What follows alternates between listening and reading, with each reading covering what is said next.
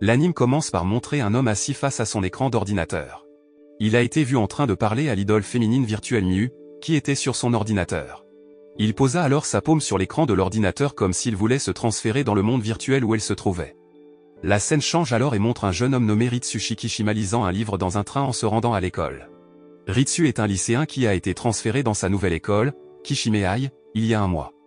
Même s'il est encore au lycée, Ritsu aime beaucoup tout ce qui touche à la psychologie car il veut en savoir plus sur les humains. En arrivant à l'école, ses camarades de classe semblaient parler de la dernière chanson d'un chanteur d'idole de premier plan, Miu, qui vient de sortir ce matin. Tout le monde aime la chanson, mais il pense que c'est normal. Après l'école, Ritsu a été invité par ses amis à manger des ramen dans un magasin de ramen fortement recommandé par un blogueur gastronomique nommé Naruko Morita, qui s'est avéré être leur camarade de classe. Il ne nie pas que les ramen de la boutique sont vraiment délicieux. Cependant, il se sentait familier avec le goût du plat, comme s'il avait déjà mangé ce plat de ramen.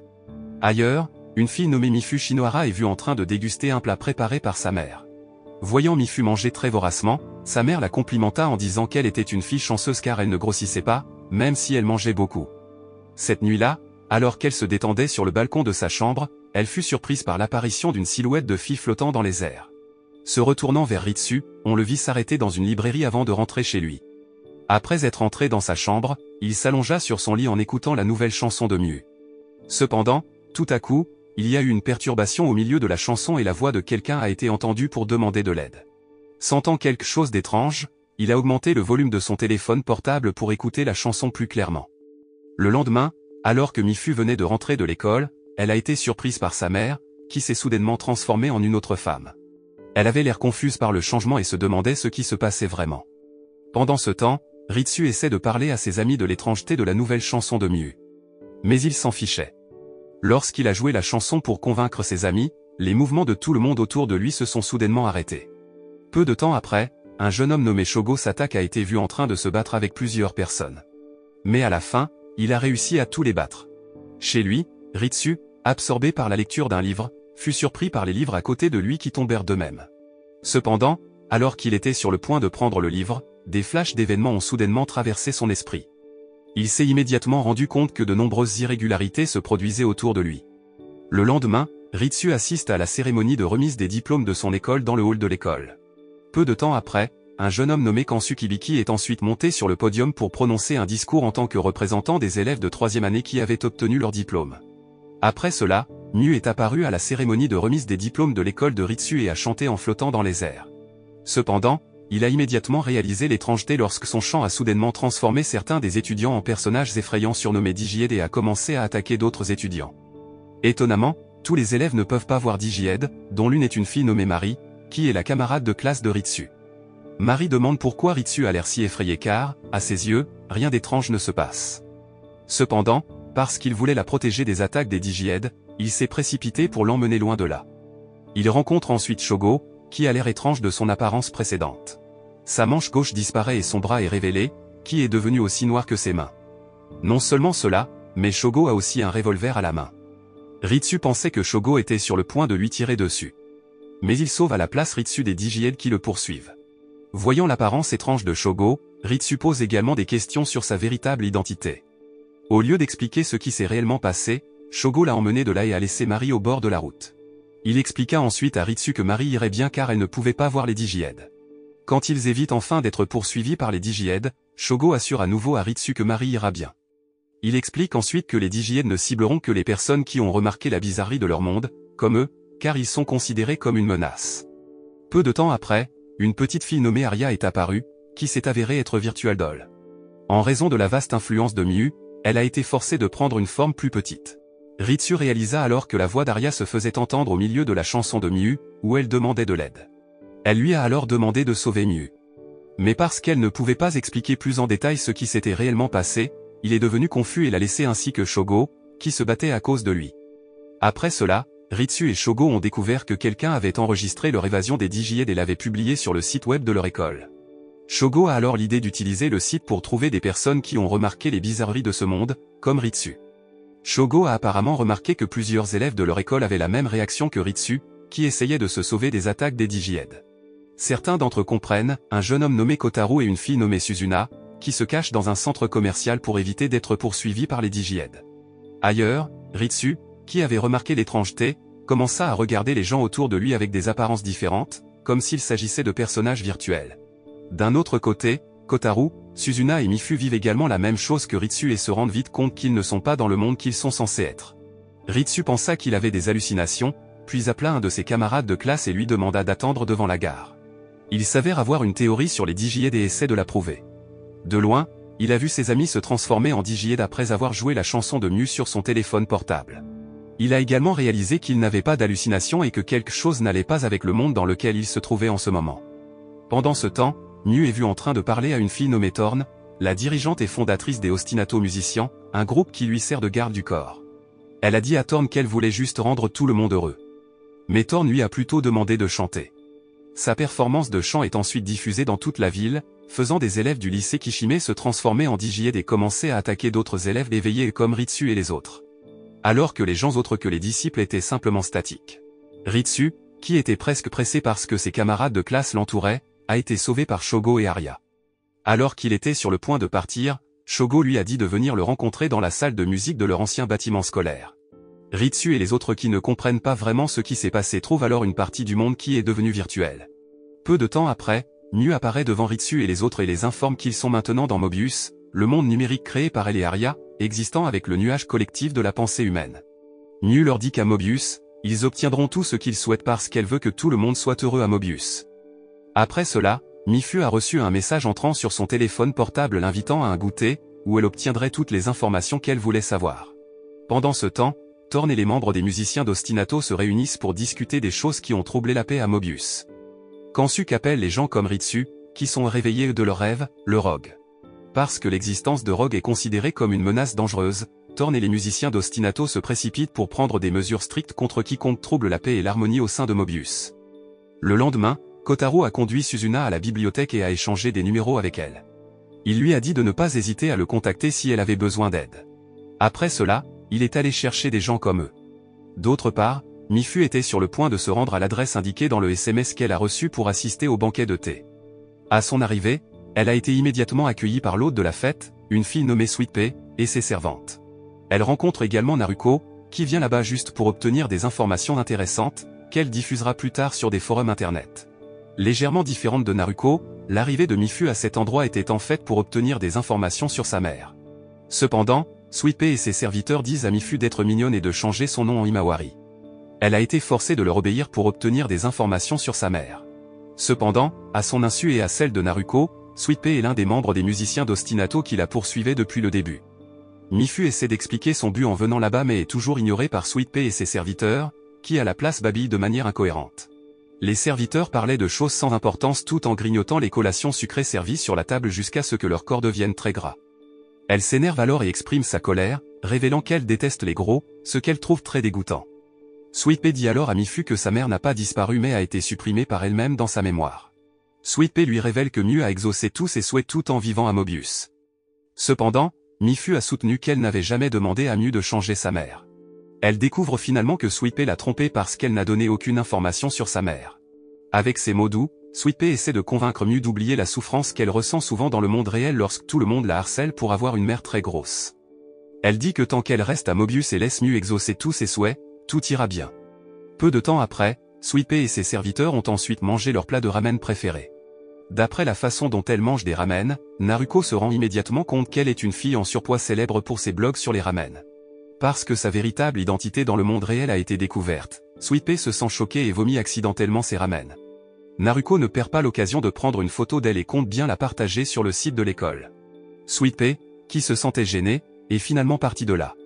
Après avoir assisté à un goûter qu'elle a organisé, Naruko devient soudainement éveillée et peut voir des choses étranges telles que des Digièdes et des personnes à tête statique. Cette nuit-là, Ritsu rencontre enfin Shogo dans la salle de musique pour tout savoir sur le monde dans lequel il se trouve en ce moment. Cependant, avant que Shogo n'explique tout, il a demandé à Ritsu de promettre de travailler avec lui contre les Digièdes, qui continueraient à les attaquer. Ritsu était également d'accord.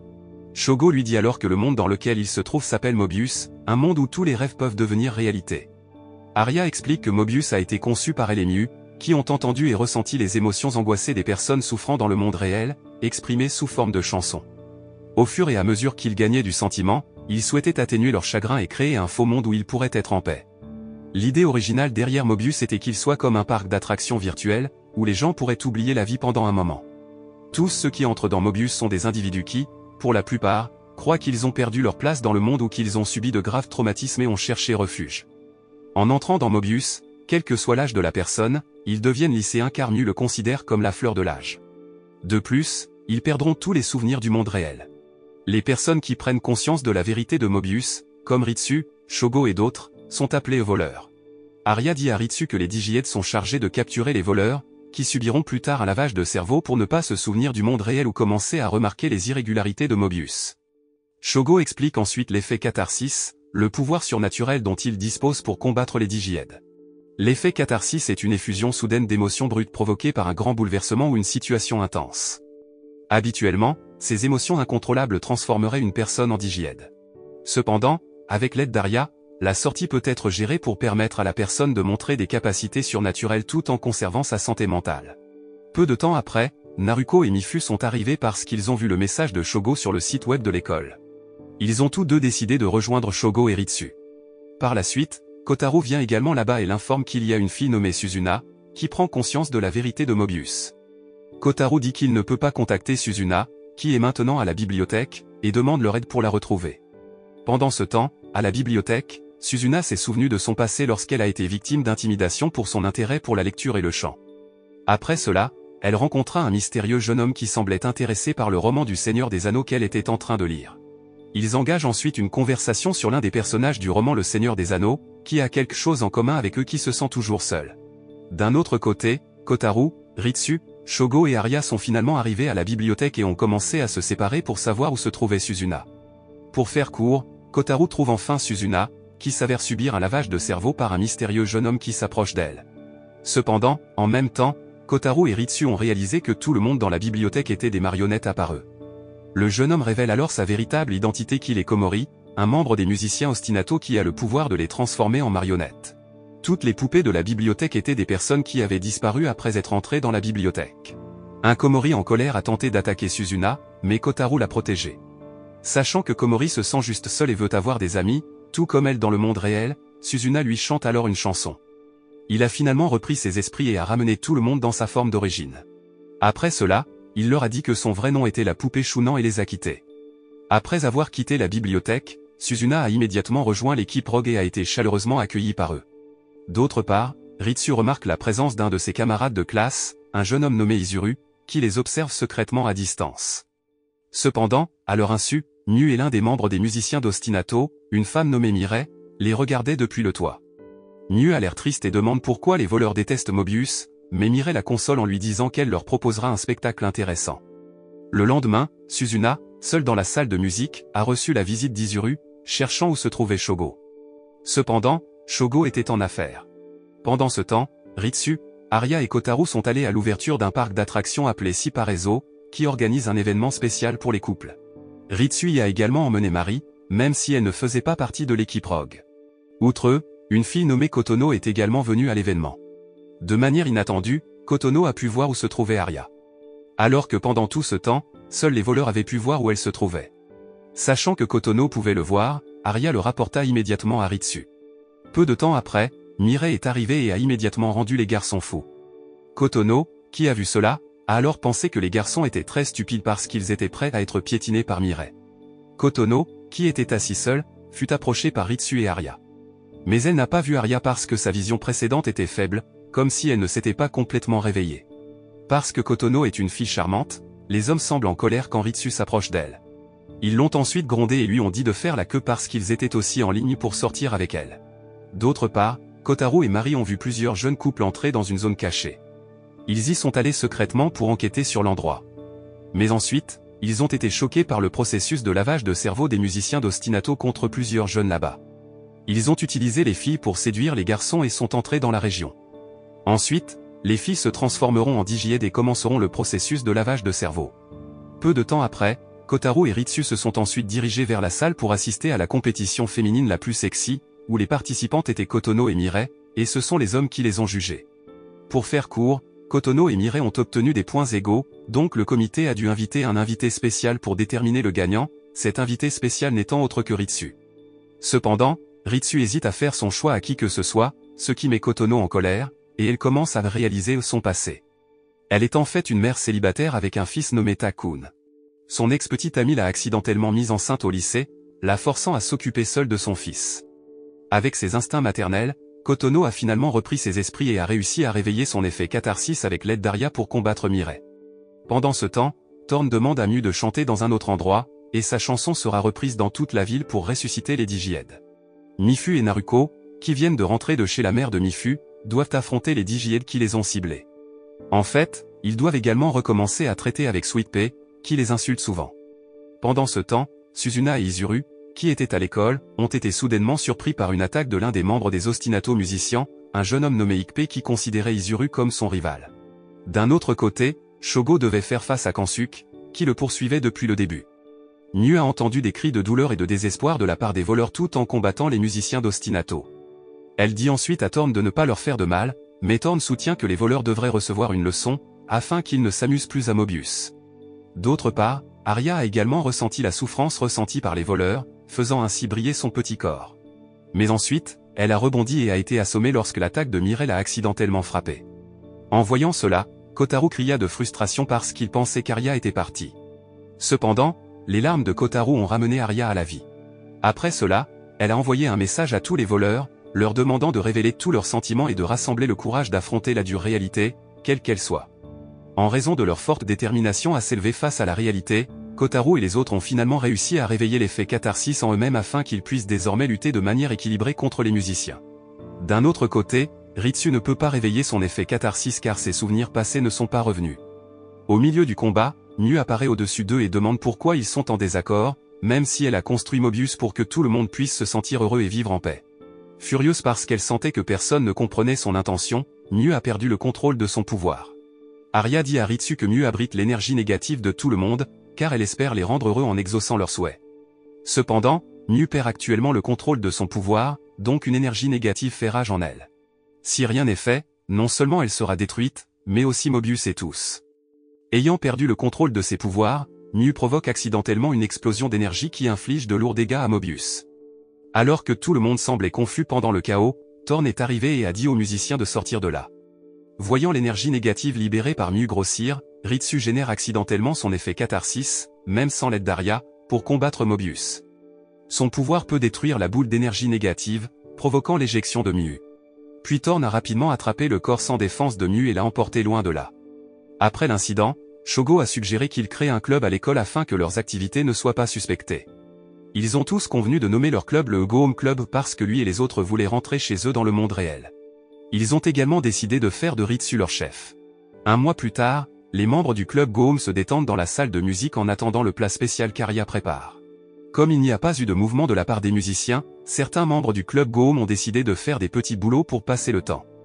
L'un d'eux est Shogo, un employé d'un magasin d'accessoires, et Kotaro, qui choisit d'être un rescueman pour aider les résidents qui ont besoin d'aide. D'autre part, bien que n'étant pas membre du Go Home Club, Mari se rend souvent dans la salle de musique pour simplement discuter et les aider. Naruko et les filles concluent que l'arrivée de Mari est pour rencontrer Ritsu. Mais il n'était toujours pas dans la salle de musique chaque fois qu'elle y venait, alors elle semblait un peu déçue. En dehors de Mari, Kansuke était aussi souvent là. Après avoir été vaincu, Kansuke décide de quitter les musiciens et rejoint le Go Home Club.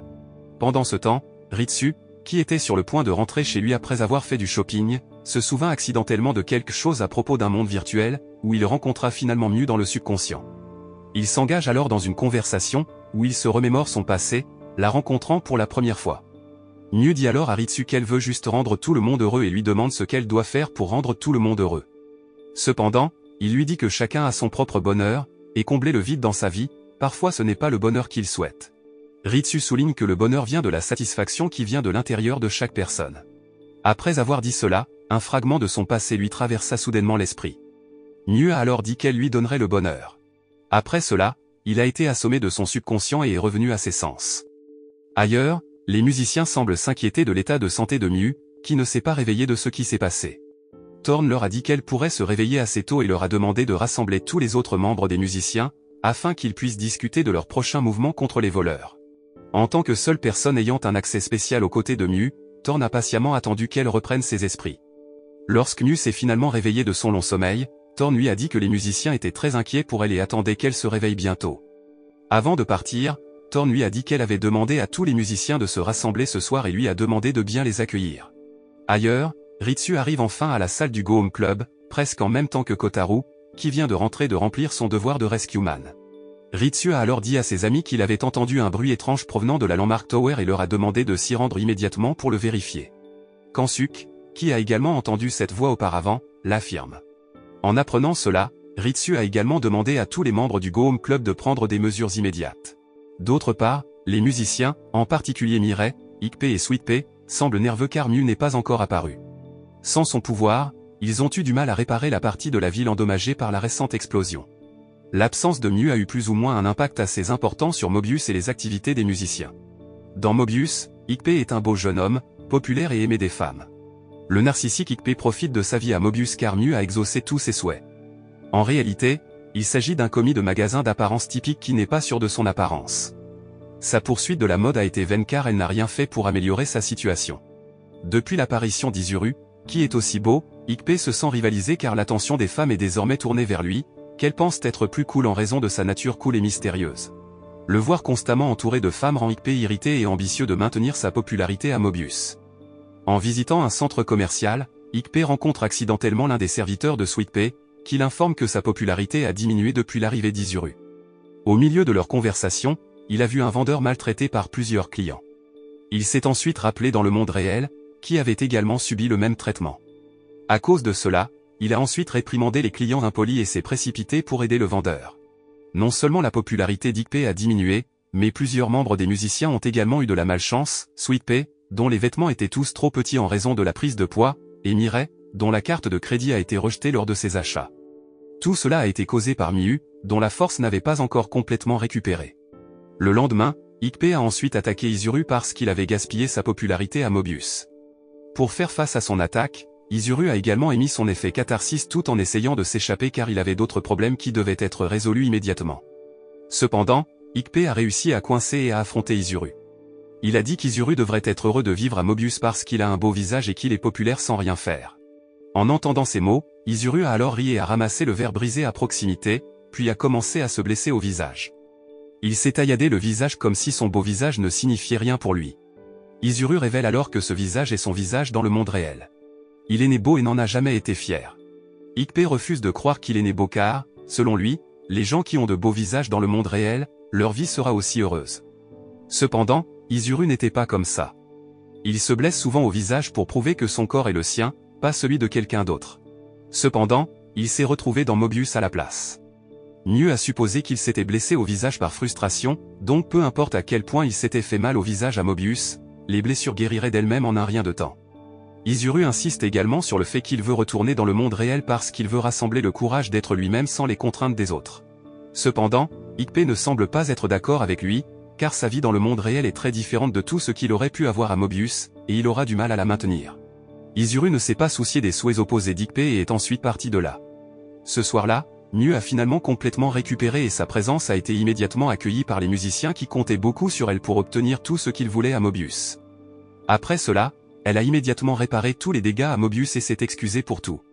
Le lendemain, le Go Home Club se précipite vers la Landmark Tower, où Kotaro et Kansuke entendent un son étrange, qui est aussi le camp de base des musiciens.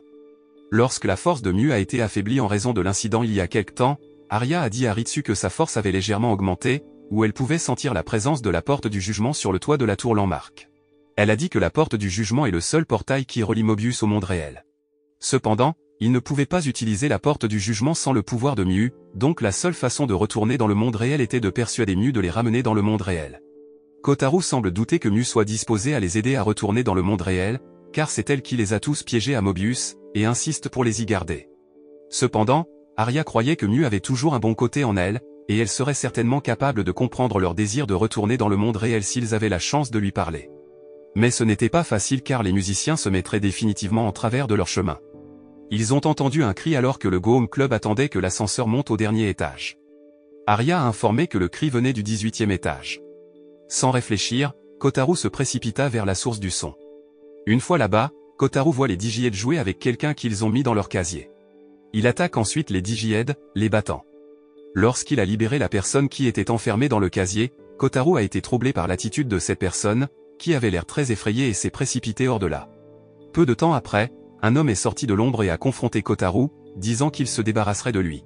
D'un autre côté, Ritsu décida de continuer à monter sans Kotaro, car leur priorité était maintenant de retourner dans le monde réel.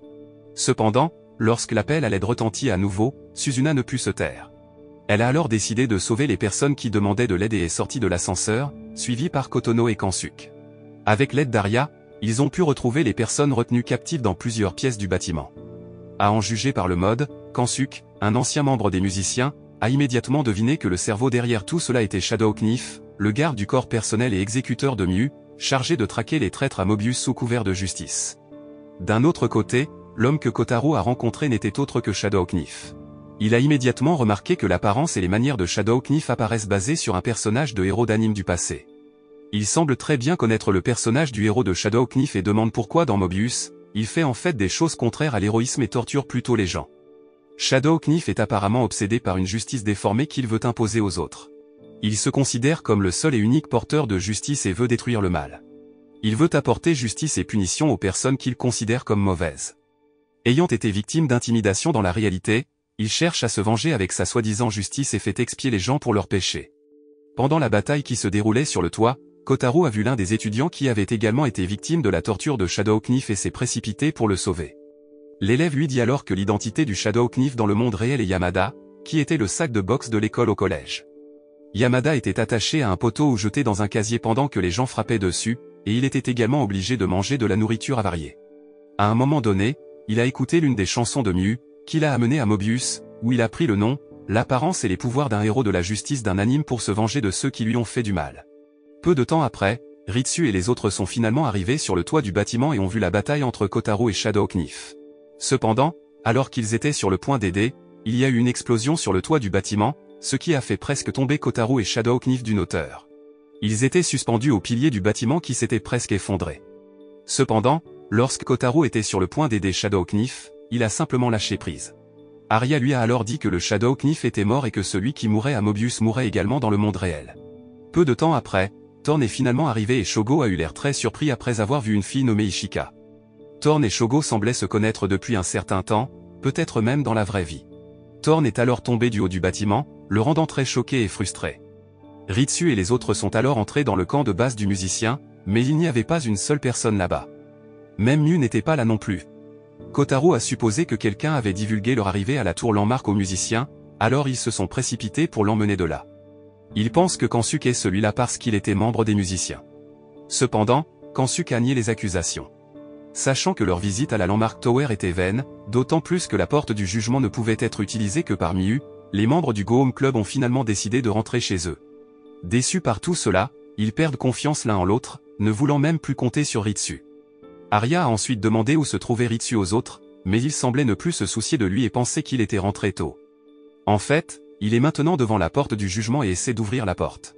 Le lendemain, les membres du Go Home Club, à l'exception de Ritsu, s'étaient réunis dans la salle de musique car ils avaient reçu des messages de différents membres. Ils s'accusent également et pensent que tout cela n'était qu'une mode. Mifu, qui était sur le point de partir, s'est rendu compte que la porte avait été verrouillée, ils étaient donc tous enfermés dans la pièce. Kotaro a essayé de défoncer la porte à tout prix mais en vain. Ils ont juste réalisé qu'Arya n'était pas là, et les soupçons entre eux ont grandi encore plus. Ailleurs, Thorn a été vu en train d'écouter leur conversation à travers un espion qui avait été précédemment placé dans la salle de musique. Lorsque les membres du Go Home Club se disputaient, la silhouette de Marie est soudainement apparue à la porte, disant qu'elle ne pouvait pas ouvrir la porte. Sans réfléchir, Kotaro dit alors à Marie de chercher Ritsu. Bien qu'ils auraient pu demander à Marie de les aider à sortir de là. Ils ont ensuite interrogé Shogo sur Thorn, car ils semblaient se connaître depuis longtemps. Cependant, Shogo, qui avait toujours l'air frustré, leur cria dessus. Naruko et Kotaro ont alors supposé que Ritsu et Arya les avaient peut-être trahis car, lors du combat contre Miu il y a quelque temps, ils semblaient se connaître depuis longtemps. En entendant cela, Kotono a révélé que depuis le début, elle ne faisait confiance à personne dans ce monde. Shogo, qui continue d'être hanté par son passé, à la fois dans le monde réel et dans Mobius, a également dit la même chose. En entendant cela, Izuru conclut qu'au final, Mobius, que Miu considère comme un lieu qui donnera du bonheur, n'est qu'un lieu de rassemblement pour les personnes qui souffrent dans le monde réel et aussi un lieu plein de contrefaçons. Pour passer le temps, Kansuke leur a alors suggéré de raconter la souffrance qu'ils ont vécue dans le monde réel jusqu'à ce qu'ils se retrouvent à Mobius, en espérant qu'ils apprendraient à se connaître. Shogo raconte alors que Thorn est en fait une fille nommée Ishika Saotom, sa meilleure amie au lycée. Ils étaient les marginaux de leur classe, car tout le monde ignorait leur existence. Cependant, pour lui, avoir Ishika à ses côtés était plus que suffisant pour le rendre heureux. Mais un jour, Ishika envoie un message à Shogo, lui demandant de mettre fin à leur vie ensemble. Shogo, dans sa nervosité, a répondu qu'il le ferait, puis a reculé sans lui parler. Puis elle s'est suicidée seule cette nuit-là. Dès lors, il se sentit très désolé d'avoir ignoré sa demande et de l'avoir laissé mourir seul. Shogo, qui s'est gardé enfermé à la maison depuis la mort d'Ishika, écoute accidentellement la chanson de Mew jusqu'à ce qu'il entre enfin dans Mobius. Espérant se débarrasser de sa souffrance à Mobius, il souffre encore plus, lorsque Thorn apparaît devant lui. Pour lui, c'était un cauchemar devenu réalité. Ishika ou Thorn sautaient des immeubles devant Shogo tous les jours. Depuis lors, il essaie de trouver les voleurs et voulait revenir à la réalité, non pas parce qu'il se souciait de la réalité, mais parce qu'il ne pouvait pas vivre avec le reste d'Ishika ou qu'il aille. Après cela, ce fut au tour de Kotaro de raconter l'histoire de son passé, où il était en fait un garçon de 15 ans. Il admire beaucoup son père, qui est pompier. Il a eu une vie heureuse jusqu'au jour où ses parents sont morts dans un accident, le laissant vivre avec un oncle violent et un cousin qui l'intimidait constamment. Cependant, Kotaro, dont la croissance lente a toujours été considérée comme faible et ostracisée. Son objectif est d'être comme son père, un héros pour beaucoup de gens. Lui, qui se sent déprimé dans sa vie, écoute accidentellement la chanson de Mew et se retrouve à Mobius. Il veut retourner dans le monde réel car il veut affronter la réalité et se battre pour réaliser ses rêves dans le monde réel. Ensuite, Kansuke révèle que dans le monde réel, il vient d'une famille ordinaire et que son père est un employé de bureau ordinaire. Cependant, incapable d'accepter d'être aussi générique que son père, il a tenté de développer son propre talent de compositeur de musique mais s'est rendu compte qu'il n'en avait pas la capacité. En souhaitant qu'il puisse rester à jamais un enfant plein d'espoir et de possibilités, la chanson de Mew l'emmènerait à Mobius. Cependant, même si Kansuke est devenu musicien à Mobius, il veut toujours travailler dans le monde réel et revenir dans le monde réel. Ensuite, il y a Mifu, qui veut retourner dans le monde réel parce qu'elle veut s'excuser auprès de sa mère. Elle avait l'habitude d'être victime d'intimidation pour avoir une mère obèse et détestait sa mère. À cause de cela, elle a voulu s'excuser auprès de sa mère pour son traitement jusqu'à présent. Pendant ce temps, Naruko a été victime d'intimidation par ses camarades de classe dans le monde réel. Tout a commencé par un article controversé écrit par son père. Elle a essayé de se défendre, mais la classe s'est moquée d'elle pour les actions de son père. Elle a développé une attitude de méfiance cynique, refusant de faire confiance à qui que ce soit et canalisant sa colère en blessant les autres. Une nuit, elle a tenté de troller l'une des vidéos de Mew en surfant et s'est réveillée dans la simulation Mobius. D'un autre côté, Izuru, qui est beau depuis sa naissance, s'avère avoir une mère très contrôlante. Elle voulait qu'il suive ses traces, devienne violoniste et contrôle tout ce qu'il faisait. Cela l'a amené à s'automutiler régulièrement, une chose qu'il pouvait contrôler. Il voit ses cicatrices comme un insigne d'honneur, un signe de son indépendance. Cependant, Mew croyait à tort qu'Izuru voulait se débarrasser des cicatrices sur son visage, mais pour lui, ces cicatrices sont les seules choses qu'il a vraiment. C'est pourquoi il est si désespéré de revenir à la réalité. De plus, Suzuna a révélé que dans le monde réel et Mobius, elle était toujours seule et n'avait pas d'amis. Cependant, elle était déterminée à faire face à la réalité et s'est avancée. Quand ce fut au tour de Kotono de parler, soudain Marie arriva et la porte s'ouvrit. Elle a dit qu'elle était fatiguée d'entendre des histoires tristes à leur sujet et a ensuite lancé une bombe dans la pièce. La scène change alors et montre Ritsu, qui vient de se réveiller de son sommeil, et découvre qu'il est revenu dans le monde réel. Grâce à des émissions de nouvelles à la télévision, il découvre le syndrome astral, une mystérieuse maladie moderne qui fait perdre connaissance et se trouve dans un état végétatif. Les experts ne connaissent pas encore la cause et comment guérir la maladie. Cependant, ils ont supposé que la maladie était causée par l'application de synthèse vocale de Virtual Doll. Ritsu découvre finalement que c'est lui qui a fait que Mew soit comme ça et a l'intention de tout mettre fin. Quand il était sur le point de se diriger vers l'entreprise où il travaillait, qui était l'entreprise où son équipe avait développé Virtual Doll comme Mew et Aria. Sur le chemin, Ritsu a été témoin de la nouvelle de la mort d'un patient atteint du syndrome astral nommé Yamada, qui n'était autre que le couteau de l'ombre. Après cela, il a senti qu'il était suivi par quelqu'un, et il a immédiatement couru pour éviter cette personne. En arrivant dans l'entreprise, Ritsu se souvint qu'il était le chef de l'équipe de développement et qu'il était très proche de ses subordonnés. Cependant, un homme a choisi d'être seul pendant que son équipe célébrait le succès du projet Virtual Doll. De retour dans le présent, Ritsu entre dans un bureau qui semble vide et trouve un homme au bout de la table, face à l'ordinateur. Connaissant son arrivée, l'homme s'approcha immédiatement de Ritsu. De manière inattendue, l'homme s'est avéré être le vrai Shikishima Ritsu, l'homme qui a joué Ritsu dans Mobius étant fait le chef de l'équipe de développement de Virtual Doll, qui est son supérieur. Pendant ce temps, à Mobius, les membres du Go Home Club se battent contre Mary, qui s'avère être un membre des musiciens avec le surnom de Wicked. Avec l'aide de Miu, qui exauce son souhait, Wicked devient très forte et les membres du Go Home Club deviennent très submergés par elle. Miu, pour une raison quelconque, était heureuse de voir tant de personnes souffrir de l'attaque de Mary, ce qui était le souhait de Mary qu'elle avait exaucé. Dans le combat contre Mary, Kansuk parvient finalement à lui arracher la gâchette de la bombe et à l'immobiliser, lui permettant ainsi qu'aux autres de s'échapper. Pendant ce temps, Shogo et Thorn semblent se préparer pour leur combat. Dans le monde réel, Ritsu tente d'accéder au monde virtuel de Mobius en forçant le chef d'équipe à accorder un accès spécial. Il s'avère être le programmeur qui a créé Miu, prévoit d'arrêter tout le chaos à Mobius et de sauver tout le monde avec le syndrome astral. En tant que personne toujours seule, Ritsu a du mal à interagir avec les autres et est toujours envieux du chef d'équipe, qui est au centre de l'attention de tous en raison de son intelligence et de sa gentillesse. C'est pourquoi il veut être comme lui. Ritsu, qui est toujours seul, rencontre Miu, la figurine virtuelle doll qu'il a créée et pense qu'elle peut apporter le bonheur dans sa vie. Mais ensuite, elle est soudainement partie parce qu'elle voulait donner du bonheur à tous ceux qui se sentaient tristes et souffrants. Lorsque les gens commencent à tomber un par un à cause du syndrome astral, Ritsu espère que ce sera son tour lorsque Miu l'emmènera à Mobius.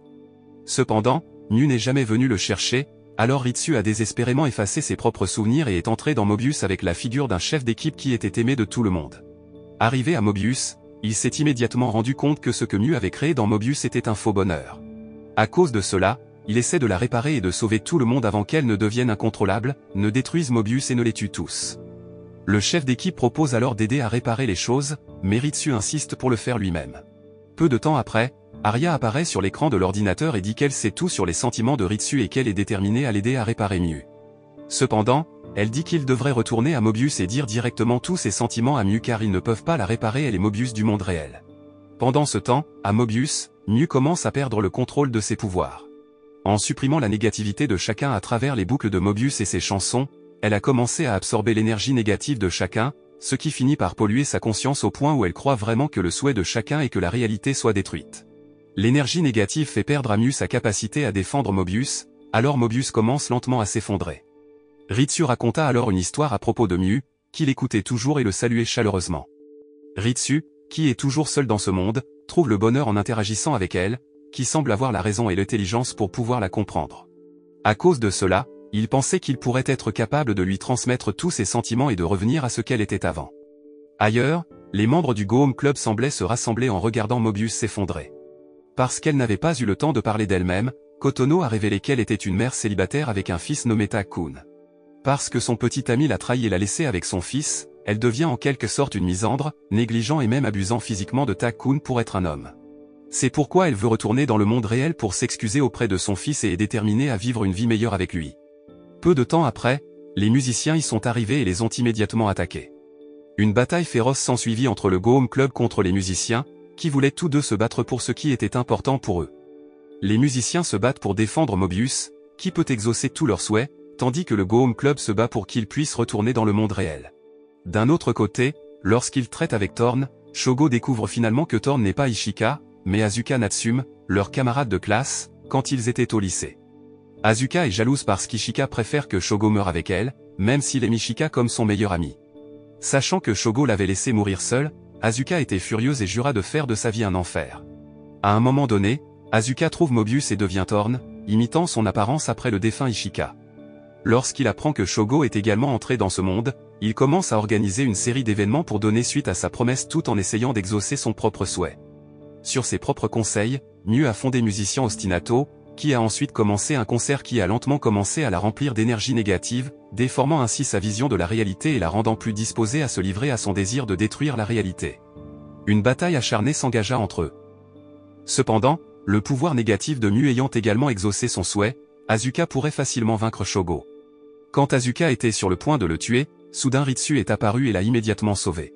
Cependant, au même moment, Miu a chanté une chanson de mort, donnant à Asuka le pouvoir de détruire tout ce qui se trouve à proximité. Les musiciens ont finalement réalisé que Thorn avait perdu la raison et ont entrepris de détruire Mobius. De plus, Thorn n'a pas hésité à s'en prendre aux musiciens qui étaient ses complices. Shogo se leva immédiatement et poussa Thorn vers le bas, juste au moment où Mobius commençait à s'effondrer complètement. Les musiciens ont essayé de demander de l'aide à Miu, mais elle semblait incapable de faire la différence entre le faux et le vrai bonheur. Sentant qu'ils avaient perdu tout espoir de survie à Mobius, ce qui signifiait qu'il mourrait également dans le monde réel, Arya apparaît soudainement et utilise ses pouvoirs pour sauver tout le monde de Mobius, sauf Ritsu et Miu. Il lui transmet ensuite tous ses sentiments et raconte l'expérience de leur première rencontre. Cependant, Miu a plutôt attaqué Ritsu. Mais il n'a pas simplement abandonné. Il se leva pour essayer à nouveau de lui parler du sens du bonheur dont il parlait. Il a dit que tout le monde veut être compris par les autres et être proche des autres, car être seul est la chose la plus triste, et tout le monde veut toujours être pris en charge par les autres pour se sentir heureux. Cependant, le bonheur de chacun varie selon la personne et la vie qu'elle mène. Miu n'a pas vraiment compris ses paroles et l'a de nouveau attaqué. Cependant, Ritsu n'a pas renoncé à convaincre Miu d'arrêter tout cela. Il raconte ensuite son bonheur, qui est de vouloir se faire des amis et comprendre le Go Home Club dans le monde réel. Bien qu'il ait d'abord eu du mal à interagir avec eux, il a commencé à réaliser le sens de l'amitié et a ressenti du bonheur lorsqu'il interagissait avec d'autres personnes au fil du temps. Miu a l'air confus parce que le Go Home Club semble toujours avoir peur de retourner dans le monde réel, et les musiciens ne semblent pas vraiment satisfaits de ce qu'ils ont obtenu à Mobius. Ritsu expliqua alors que c'était la nature humaine. Parfois, ils pleurent la tristesse qu'ils éprouvent, et parfois ils l'acceptent avec grâce. Les humains et leurs cœurs sont compliqués, alors Miu a du mal à contenir ses sentiments et ne peut pas rendre tout le monde heureux à Mobius. Enfin, Ritsu lui révèle alors sa véritable identité et, à la fin, parvient à la restaurer telle qu'elle était. La scène change alors et montre le chef d'équipe regardant les informations à la télévision sur tous les patients atteints du syndrome astral qui ont repris conscience et se rétablissent comme d'habitude, ce qui indique que tout le monde à Mobius est revenu dans le monde réel, y compris le Go Home Club et les musiciens. Les membres du Go Home Club semblent commencer à se relever pour faire face à la réalité, compenser leurs regrets du passé et sont déterminés à vivre une vie meilleure pour le présent et pour le futur. L'anime se termine.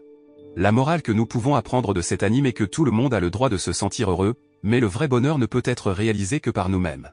En plus de cela, la mesure du bonheur de chaque personne est différente les unes des autres. Nous ne pouvons pas assimiler notre bonheur à celui des autres, car peut-être que quelque chose qui peut nous rendre heureux leur apporte en fait de la tristesse ou vice-versa.